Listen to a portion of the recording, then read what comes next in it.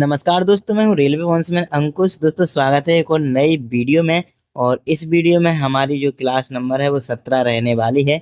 इससे पहले हम टोटल क्लासेस जो है 16 करवा चुके हैं, जिसकी प्लेलिस्ट आपको चैनल पे मिल जाएगी, तो वहां से जाके आप देख सकते हैं। इसमें जो रेलवे ग्रुप डी में 101 शिफ्ट में 2024 वाला ग्रुप डी का एग्जाम हुआ था, पूरी की पूरी 101 शिफ्ट हम सॉल्व कराने वाले हैं। जिसमें आज हम 4 दिसंबर 2025 को जो सेकंड शिफ्ट हुई थी, इसमें जो 25 मैथ के क्वेश्चंस आए थे उनका सॉल्यूशन बेस्ट अप्रोच और शॉर्ट ट्रिक्स के साथ करवाने वाले हैं। तो आप अपनी पेन और कॉपी उठा लीजिए और मेरे साथ क्वेश्चंस का सॉल्यूशन करिए। और आप कितने क्वेश्चन सॉल्व कर सकते हैं और कितने समय में कर सकते हैं, ये देखकर मुझे लास्ट में कमेंट में जरूर बताना। और इस वीडियो में हम पूरे के पूरे 25 क्वेश्चन सॉल्व करने वाले हैं। तो चलिए बिना किसी टाइम वेस्ट किए शुरू करते हैं हम पहले सवाल से, जो कि है 26 नंबर का। कह रहा है कि एक रेलगाड़ी 2492 मीटर और 1914 मीटर लंबी दो सुरंगों को 81 और 64 सेकंड में पार करती है। रेलगाड़ी की लंबाई ज्ञात करनी है। देखो, इसके लिए एक सीधा सीधा अंतर निकालना पड़ेगा। जो दो सुरंगों की लंबाई है, तो एक सुरंग की जो लंबाई है 2492 है और दूसरी की घटा देंगे 1914 है, जो कि इसको जब हम घटाएंगे तो यहाँ पे आ जाएगा 78 ये बचेंगे और 500 ये बचेंगे, तो 578। अब इसके जो समय में अंतर है, कितने का अंतर है? 81 और 64, जिसमें 17 सेकंड का अंतर है। तो 17 से भाग देने को तो ये ट्रेन की जो है गति निकल आएगी, जो कि मीटर प्रति सेकंड में निकलेगी। निकालने के लिए 17 से काट देंगे तो 17 तिया 51 हो जाएगा और 17 चौका 68, 34 मीटर प्रति सेकंड जो है ट्रेन की स्पीड आ जाएगी। क्योंकि रेलगाड़ी की लंबाई पूछ रहे हैं, तो किसी एक में मान रख देंगे, तो 64 सेकंड वाले में रख देंगे। तो 34 मीटर प्रति सेकंड की स्पीड से 64 सेकंड में कितनी जाएगी? तो इसका जब गुणा करेंगे तो 4 चौको 16, 4 तिया 12, 13 और 6 से करेंगे 6 चौका 24, 6 तिया 18 और 2 20। यहाँ पे जोड़ेंगे तो 6 और 4 3 7, 2176 आ जाएगा। 2176 में 1914 मीटर की तो जो है सुरंग की लंबाई है, तो 2176 में से 1914 इसकी लंबाई को माइनस कर दिया जाएगा। तो ये बचेंगे, 6 में से 4 जाएंगे, 2 बचेंगे, इकाई का अंक 2 है, 2 में है। और 7 में से 1 जाएगा तो यहाँ पे 6 बचेंगे, यानी कि 262। ऑप्शन नंबर डी हमारा सही हो जाएगा, ट्रेन की लंबाई। अगला सवाल है 27 नंबर का। कह रहा है कि अंकिता और उसकी बेटी अनुश्री वर्तमान आयु का योगफल जो है दोनों का 50 वर्ष है। एक तो भैया ये अनीता है और एक हो जाएंगी अनुश्री, जिनको हम AN लिख लेते हैं, अनु। और इनकी जो योग है आयु का, ये 50 ईयर है वर्तमान में। ठीक है भैया। अब से 5 वर्ष पूर्व, 5 वर्ष पहले की बात हो रही है। अंकिता की आयु अनुश्री की आयु की 3 गुनी थी। 5 वर्ष पहले जाएंगे अगर, तो इन्हीं दोनों की जो अनीता है, अनीता प्लस अनुश्री, तो इनकी जो आयु का योग है वो 5 वर्ष पहले, 5 इसका कम हो जाएगा, 5 इसका तो 40 हो जाएगा। क्योंकि क्या कह रहे हैं कि अनुश्री की आयु की 3 गुनी है, यानी कि अनुश्री, अगर अनु की आयु x होगी तो जो है अनुश्री की आयु की 3 गुनी है, यानी कि इनकी 3x होगी। अनु की अगर x होगी तो इसके बराबर जो है 40 दिया गया है। तो x की जो वैल्यू है वो 10 आ जाएगी, यानी कि अनुश्री की 10, तो इनकी जो है 30 साल होगी। कितने? 5 वर्ष पहले। तो 5 वर्ष पहले, तो क्या पूछ रहा है? अनुश्री की वर्तमान आयु पूछ रहा है। अनुश्री की वर्तमान अगर 10 साल है तो 5 साल और जोड़ देंगे, क्योंकि ये 5 साल पहले की है। तो ऑप्शन नंबर सी 15 साल हो जाएगा। अगला सवाल 28 नंबर का है। एक कंपनी एक वस्तु को इस मूल्य पर बेचती है कि उसे विक्रय मूल्य पर 25% का लाभ होता है। क्रय मूल्य पर वास्तविक लाभ प्रतिशत कितना है? इसमें विक्रय मूल्य पर जो है 25% का लाभ दे रहा है, कि मतलब कि अगर 100 रुपये में वो चीज बेच रहा है तो 25% का इसी पे लाभ हो रहा है, यानी कि वो चीज जो है वो 75 रुपए की होगी। तो क्रय मूल्य के वास्तविक लाभ प्रतिशत निकालना है। तो 75 की चीज है, इस पे 25 रुपए का लाभ हो जाएगा। परसेंटेज निकालने के लिए 100 से गुणा करेंगे तो 25 या 75, 3 से भाग देंगे तो 33.33%। ऑप्शन नंबर डी सही हो जाएगा। अगला सवाल, प्रखर और रिया ने मिलकर एक व्यवसाय में 56,700 का निवेश किया। वर्ष के अंत में 5400 रुपए के कुल लाभ में प्रखर का हिस्सा क्या है? प्रखर का हिस्सा 1400 था, तो प्रखर का निवेश कितना होगा? देखो, जो निवेश का यहाँ पे अनुपात होता है वही उनके लाभ का अनुपात होता है। तो लाभ यहाँ पे दिया गया है ओवरऑल कितना? 5400 लाभ दिया गया है, जिसमें जो प्रखर है PR लिख लेते हैं, इनका जो है लाभ 1400 है, यानी कि बाकी का जो लाभ है वो रिया का होगा। तो रिया का जो लाभ है वो यहाँ पे बाकी का जो बचा हुआ है 4000 रुपये, तो 4000 रुपये जो है रिया का लाभ हो जाएगा। तो इनका अनुपात निकालेंगे तो 2 जीरो से 2 जीरो और 2 से काटेंगे तो ये 20, और यहाँ पे ये आ जाएगा 7:20 यहाँ पे इनका रेशियो आ जाएगा और यही इनके निवेश का रेशियो रहेगा। तो यहाँ पे ओवरऑल जो निवेश है वो 27 रेशियो के बराबर कितना दिया गया है हमें, 56,700 दिया गया है। तो जो एक रेशियो की वैल्यू है वो 27 दूनी 54 और 27 एकम 27 2100 आ जाएगी। क्या पूछ रहा है, प्रखर का निवेश पूछ रहा है जो कि 7 है। तो 21 सत्ते कितना होता है 1,147 यानी कि 14,700। ऑप्शन नंबर सी सही हो जाएगा। हमारा अगला सवाल है 30 नंबर का। एक त्रिभुज है पी क्यू आर, जैसे कि कोई सा भी हम त्रिभुज एक बना लेते हैं, इस तरह से पी क्यू आर त्रिभुज है। अब कह रहा है कि क्यू आर पर जो शीर्ष लंब की लंबाई है वो सेंटीमीटर में ज्ञात करनी है। देखो पी इस तरह से क्यू और इस तरह से आर मान लेते हैं, जिसमें पी और क्यू की जो वैल्यू है वो 25 सेंटीमीटर दी गई है, पी और आर की जो वैल्यू है वो 25 सेंटीमीटर दी गई है और क्यू आर की जो वैल्यू है वो 40 दी गई है। कह रहा है कि शीर्ष लंब जो इस पे डला हुआ है ये वाला, इसकी लंबाई ज्ञात करनी है। तो इसके लिए दो तरह से निकाल सकते हैं, क्षेत्रफल निकाल के या फिर डायरेक्ट यहाँ से देखें कि तो जो आधार 20 से यहाँ पे लंब जा रहा है तो 20 इस तरफ की हो जाएगी और 20 जो है इस तरफ की हो जाएगी। तो यहाँ पे क्या ट्रिपलेट बन रही है, तो जो 20 यहाँ पे इसका आधार हो जाएगा और 25 जो है इसका कर्ण हो जाएगा। लंब की लंबाई निकालनी है तो आपको जो है पाइथागोरस प्रमेय आती होगी। सबसे पहले तो इसमें देखेंगे ट्रिपलेट तो नहीं बनी है, तो 5 चौका 20 पचम 25, जी हाँ बिल्कुल 3 4 5 यहाँ पे ट्रिपलेट बन जाएगी, यानी कि 5 से काटा था तो 5 या 15। ऑप्शन नंबर डी यहाँ पे सही हो जाएगा। जैसे कि कर्ण का स्क्वायर करेंगे बराबर यहाँ पे आधार का स्क्वायर करेंगे प्लस लंब का स्क्वायर करेंगे तो इसकी जो वैल्यू है वो 15 निकल के आएगी। इस तरह से सॉल्व किया है। अगला सवाल 31 नंबर का है। किसी जिम्नास्टिक कोच के पास 14 जिम्नास्ट है, जिसकी लंबाइयों का प्रकार जो है इस तरफ दिया गया है। बहुलक ज्ञात करना है। बहुलक जो संख्या ज़्यादा बार आती है वही बहुलक होता है। तो इसमें 173 एक संख्या है जो कि ज़्यादा बार आ रही है, आप लोग मिला सकते हैं, 4 बार आ रही है। 4 से ज़्यादा बार कोई संख्या नहीं आ रही है, यानी कि ऑप्शन नंबर ए सही हो जाएगा। अगला सवाल 32 नंबर का दिया गया है। बेलन की ऊंचाई 15 सेंटीमीटर है, इसके आधार का जो क्षेत्रफल है 1691 सेंटीमीटर, इसका संपूर्ण पृष्ठीय क्षेत्रफल ज्ञात करना है। देखो सबसे पहले तो इसमें जो है बेस का एरिया दिया गया है, यानी कि आधार का क्षेत्रफल जो कि होता है कितना पाई आर स्क्वायर, जो कि दिया गया है हमको 1691 यहाँ पे दिया गया है। यहाँ से आर की वैल्यू निकालेंगे तो आर स्क्वायर बराबर आ जाएगा 1691 और बटे में हमें करेंगे पाई पाई यानी कि 22/7 होता है तो 7 ऊपर चला जाएगा।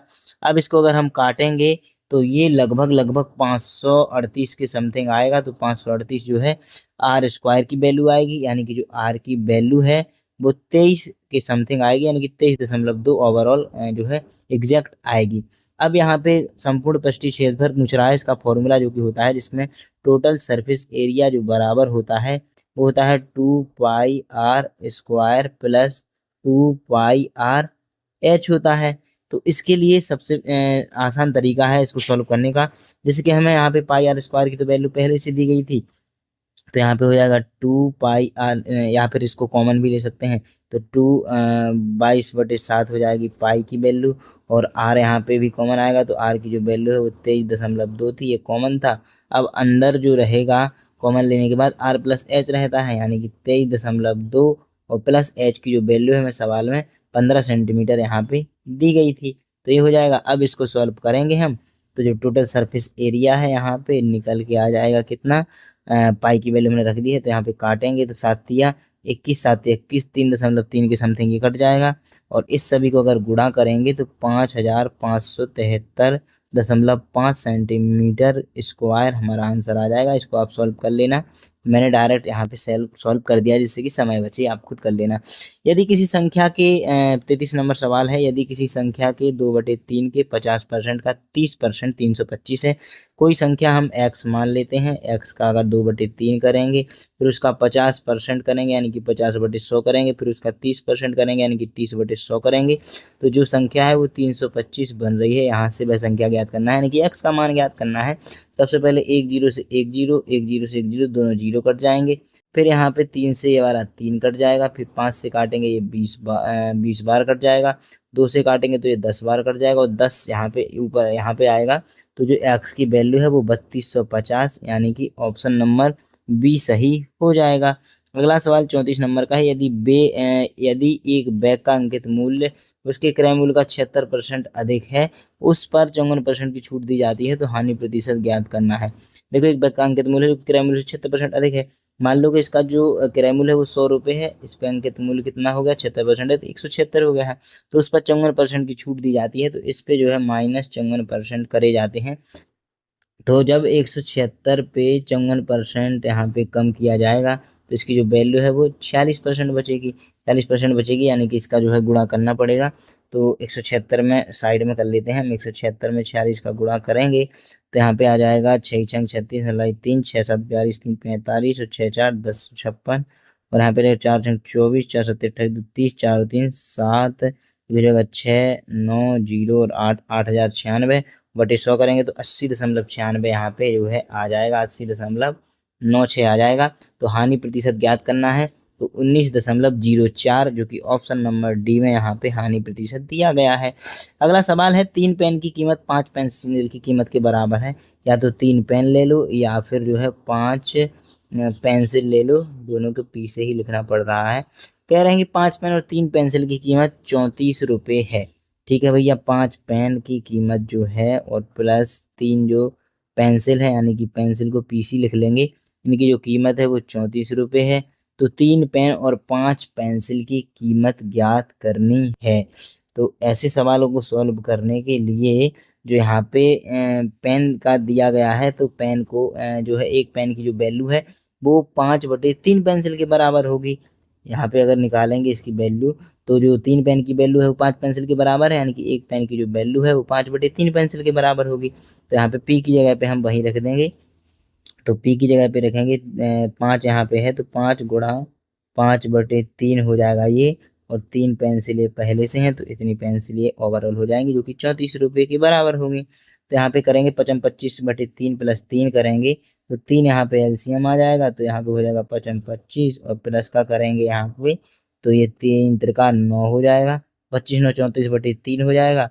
तो 34 जो है ये पेंसिल है पीसी, यानी कि बराबर 34 दिया गया है, तो ये 3 इस तरफ जाएगा, तो 34 गुणा 3 करेंगे तो ये आ जाएगा 130 3 90 4 दिया 12 102 आ जाएगा, यानी कि जो पीसी की वैल्यू है वो 102/25 और 34 आ जाएगी, यानी कि जो पेंसिल की वैल्यू है पीसी की जो वैल्यू है वो 3 रुपये निकल के यहाँ पे आ जाएगी।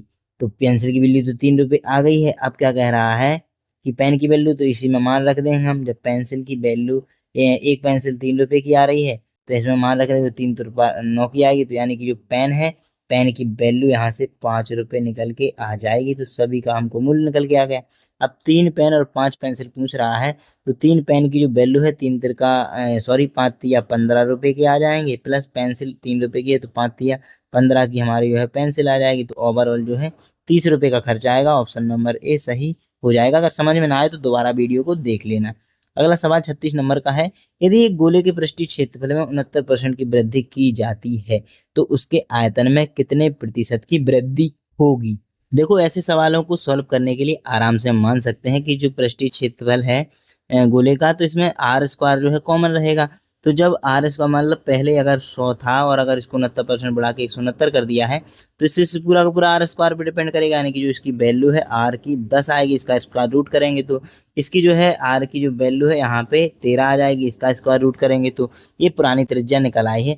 अब आयतन में जो क्यूब होता है इसका, गोले का जब भी होता है तो क्यूब होता है, तो क्यूब करेंगे जब हम, तो आर इस वाले आर का अगर क्यूब करेंगे बिना वृद्धि करे तो 10 दशारम 100 दशारम यहाँ पे 1000 आएगा गुणा करने पर। अगर वहीं इसका करेंगे हम 13 का स्क्वायर 169 गुणा 13 करेंगे तो इसकी जो वैल्यू है वो आ जाएगी टोटल 2197 आ जाएगी। तो टोटल जो है कितनी वृद्धि इसमें हो रही है, तो 1000 से 2197 यानी कि 1197 का जो है यहाँ पे बढ़त हो रही है। कितने पे, 1000 पे हो रही है। परसेंटेज निकालने के लिए 100 से गुणा करते हैं तो 2 जीरो से 2 जीरो कट जाएंगे, 1 जीरो में दशमलव आ जाएगा, तो 119.7% यानी कि ऑप्शन नंबर बी की वृद्धि हो रही है। बहुत ईजी ये सवाल था। वैसे इसको फॉर्मूला लगाएंगे और सारी चीजें समझाएंगे तो फिर इसमें और ज्यादा भी समय लग सकता है।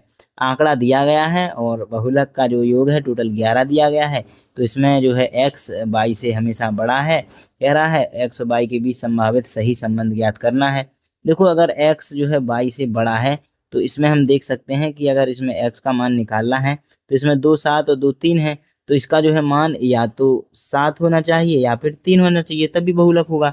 इसमें अगर देखा जाए तो 8 और 4 2 2 हैं, तो जो y की वैल्यू है वो या तो 8 होनी चाहिए या फिर 4 होनी चाहिए। तो यहाँ पे हम पेयर भी बना सकते हैं 7 और 3 और 8 और 4। लेकिन यहाँ पे हम देख रहे हैं कि जो ऑप्शन दिए गए हैं वो प्लस प्लस में दिए गए हैं और एक माइनस में भी 2 दिए गए हैं। तो अगर एक्स प्लस बाई करेंगे हम, तो यहाँ पे एक्स प्लस बाई कोई सा भी ऐसा पेयर नहीं बन रहा है कि इनका जो जोड़ है वो 10 आएगा। चलो तो हम पेयर ही बना के बता देते हैं। तो मान लीजिए कि इसका अगर बहुलक पहले वाले का 7 मान लेते हैं, दूसरे वाले का 8 मान लेते हैं, तो ये वाला बन जाएगा। अगर पहले वाले का 7 दूसरे वाले का 4 मान लें तो ये बन जाएगा। तीसरे वाले अगर पहले वाले का 3 दूसरे वाले का 8 मान लें तो ये बन जाएगा। पहले वाले का 3 दूसरे वाले का 4 बनाएंगे तो ये वाले बन जाएगा पेयर। तो ये 4 पेयर इस तरह से पॉसिबल है। अब अगर देखें कि एक्स प्लस बाई करेंगे तो यहाँ पे ये जो वैल्यू है ये एक्स की है, इधर ये वाला मिटा देते हैं। तो ये जो इस तरफ की वैल्यू है ये एक्स की है और इस तरफ की जो वैल्यू है ये बाई की है। तो अगर एक्स प्लस बाई करेंगे, इसके जोड़ेंगे सभी को, तो 7 और 8 15 आ जाएगा। यहाँ पे प्लस निशान लगा देते हैं। ये वाला 11 आ जाएगा और ये वाला 8 3 11 आ जाएगा। ये वाला 4 और 3 7 आएगा। तो जोड़ वाला ना तो 7 11 15 कुछ नहीं है, तो ये 2 ऑप्शन तो यहाँ पे कट जाएंगे। अब बचेंगे माइनस वाले, तो 60 में से 8 जाएगा, यहाँ पे माइनस लगा लेते हैं। तो यहाँ पे माइनस का 1 आएगा, यहाँ पे माइनस का सॉरी यहाँ पे प्लस का 3 आ जाएगा। फिर यहाँ पे 3 में से 8 करेंगे तो यहाँ पे माइनस का 5 आ जाएगा। फिर 3 में से 4 करेंगे तो यहाँ पे माइनस का 1 आएगा। तो फिर यहाँ पे 5 और माइनस का ये प्लस का 3, तो प्लस का 3 है, माइनस का नहीं है। तो प्लस का जो 3 है, ऑप्शन नंबर सी ये वाला सही हो जाएगा। जो कि पेयर बन रहा है 3 और 8 का पेयर बन रहा, सॉरी ये वाला नहीं, 7 और 4 का पेयर बन रहा है। तो ये ऑप्शन नंबर जो हमने यहाँ पे दूसरा पेयर बनाया था वो सही हो जाएगा। एक्स की वैल्यू 7 आ जाएगी, वाई की वैल्यू 4 आ जाएगी, तो बराबर 3 आ जाएगा। अगला जो सवाल है, समीकरण को हल करना है तो कौन सी संख्या आएगी। देखो यहाँ पे 57.6 दिया गया है, इसके भाग में 4.5 लिखा है और गुणा में 1.5 लिखा है। इसके बराबर में क्वेश्चन मार्क की जगह एक्स लिख लेंगे और 1/5 इस तरह से कर देंगे। अब इसको सॉल्व करेंगे तो दशमलव से दशमलव हट जाएगा, एक और दशमलव है तो 0 बढ़ जाएगा। 15 से काटेंगे तो ये 30 बार कट जाएगा। इस तरफ से 5 से जो है, इस तरफ अगर नीचे है तो इस तरफ गुणा में जाएगा, तो डायरेक्ट ही इसको काट देंगे तो 6 बार चला जाएगा। 6 से इसको काटेंगे तो 6 नारे चंगन और 6 छंग 36 96 आएगा, यानी कि एक्स की जो वैल्यू है वो 96, ऑप्शन नंबर बी सही हो जाएगी। अगला सवाल दिया गया है कि एक स्थान पे कितना आएगा। तो यहाँ पे सवाल में दिया गया है 180/a और बराबर में दिया गया है 11/44। तो 11 से 4 बार कट जाएगा, क्रॉस मल्टीप्लाई होगा, तो ए की जो वैल्यू है 180 गुणा 4 720, ऑप्शन नंबर सी हमारा सही हो जाएगा। अगला सवाल है 35x³ और बाई, इसको मतलब सरल करना है। तो पूरा का पूरा भी हम इस चीज को लिख सकते हैं किस तरह से, 35x³ और बाई का स्क्वायर इंटू जेड बटे में लिखेंगे 7x बाई की पावर 4।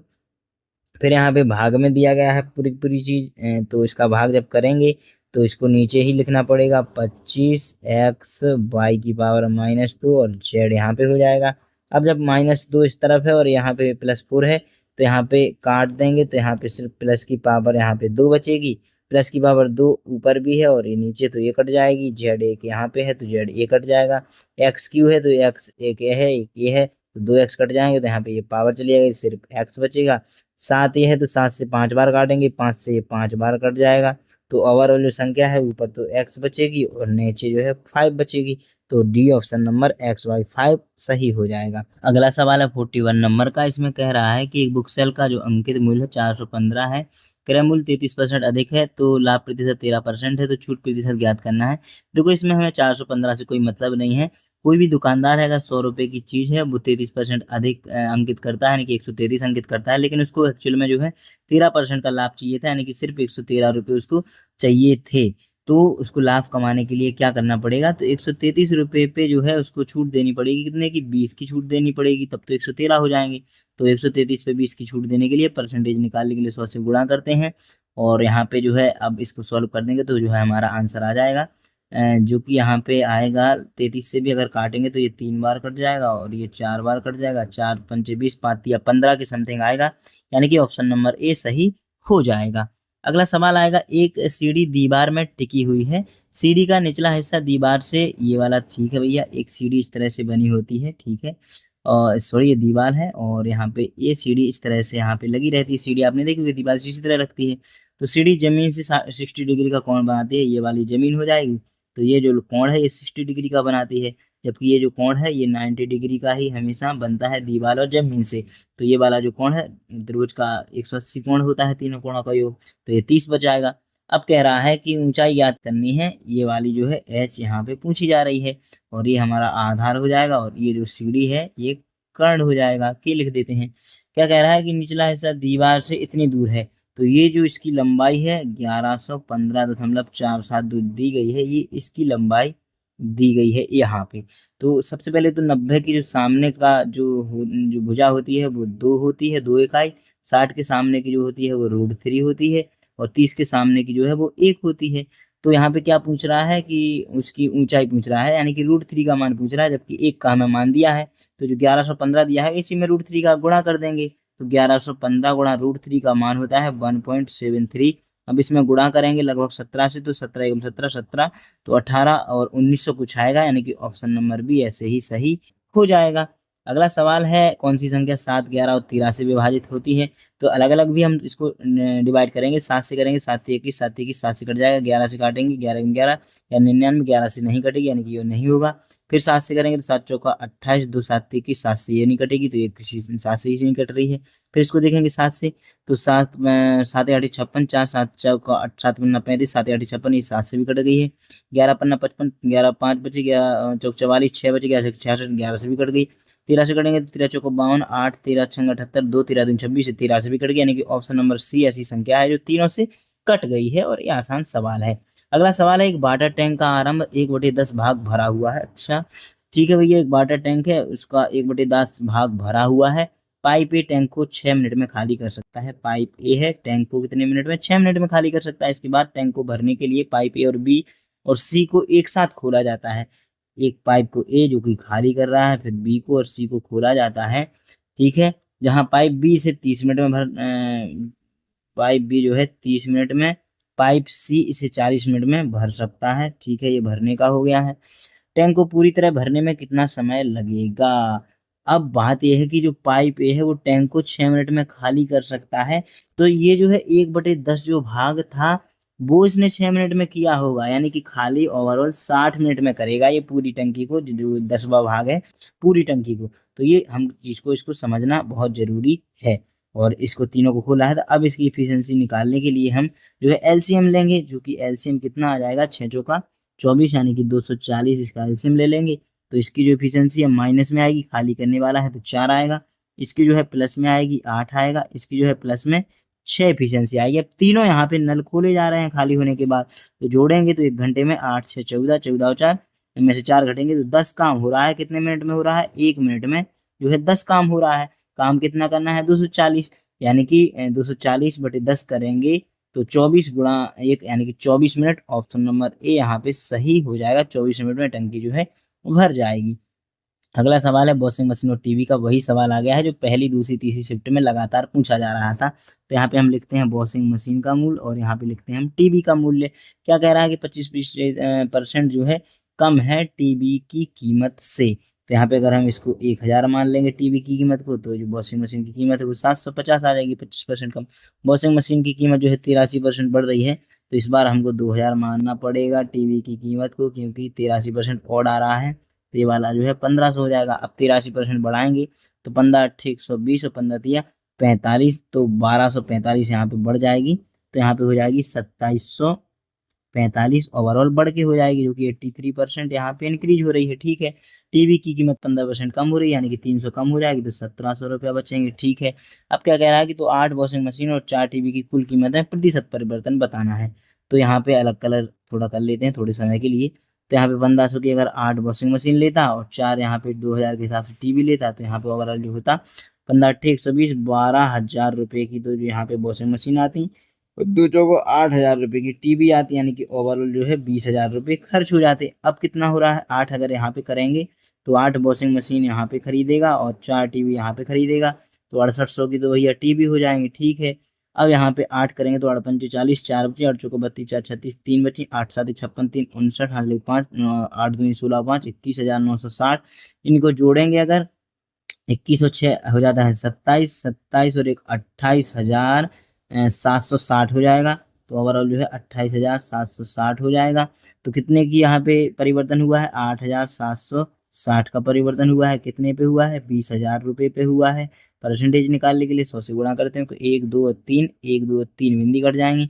20 से इसको काटेंगे तो यहाँ पे हो जाएगा 20 चौका 80, और फिर हो जाएगा 20 चौका 80, 7 बनेगा, 20 तिया 60, 43.8, यानी कि ऑप्शन नंबर ए इतनी वृद्धि हो रही है। हमारा अगला सवाल है 46 नंबर का, और सवाल में कह रहा है कि जो ये दीगा है इसका सरल करना है। तो यहाँ पे एक संख्या दी गई है एक्स स्क्वायर प्लस का 10x और प्लस का 25, नीचे दिया गया है एक्स प्लस 5 और माइनस का 5, इस तरह से ये दिया गया है। देखो अगर ऊपर वाली संख्या को हम देखें तो इसको इस तरह से भी लिख सकते हैं, x square plus 2 into x into 5 भी लिख सकते हैं, और प्लस का यहाँ पे 5 का स्क्वायर भी लिख सकते हैं, और बटे में x प्लस 5 यहाँ पे रहेगा, वो जो कहते हैं बड़ा माइनस का यहाँ पे 5 है। तो यहाँ पे हम देख सकते हैं कि x प्लस 5 का होल स्क्वायर ये वाला जो है इतना बन रहा है, तो x प्लस 5 का होल स्क्वायर ये वाला कर देंगे, और x प्लस 5 यहाँ पे नीचे है, ये माइनस का 5 है। तो यहाँ पे जब हम करेंगे तो एक स्क्वायर से ये वाला कट जाएगा, तो यहाँ पे जो ओवरऑल संख्या है वो x प्लस 5 और प्लस का सॉरी माइनस का 5 बचेगी। तो जो माइनस का 5 और प्लस का 5 ये कट जाएगा, और जो संख्या है वो सिर्फ x बचेगी, यानी कि ऑप्शन नंबर ए सही हो जाएगा। अगला सवाल 47 नंबर का है। भानु शहर ए से बी तक यात्रा करता है। भानु अपनी कार की अपनी सामान चाल से 1/3 चाल से ड्राइव करता है, और उसको शहर बी तक पहुंचने में 50 मिनट की देरी होती है। भानु की अपनी सामान चाल से ड्राइव करता है तो उसे शहर ए तक पहुंचने में कितना समय लगता है। 1/3 चाल से चल रहा है, यानी कि इसकी जो सामान चाल है वो 3 है, लेकिन चल कितने से रहा है, 1 से चल रहा है, यानी कि 2 का यहाँ पे डिफरेंस आ रहा है। 2 का डिफरेंस कितने मिनट के बराबर है, 50 मिनट के बराबर है। क्या कह रहा है, सामान चाल से अगर चलता तो 3 की चाल से चलता, यानी कि सिर्फ 1 के जो है इसका समय का उल्टा हो जाता है। अगर 3 की चाल से चलेगा तो समय 1 लगेगा, और एक समय की जो इकाई है वो 50 की आधी, यानी कि 25 मिनट है। ऑप्शन नंबर सी यहाँ पे सही हो जाएगा।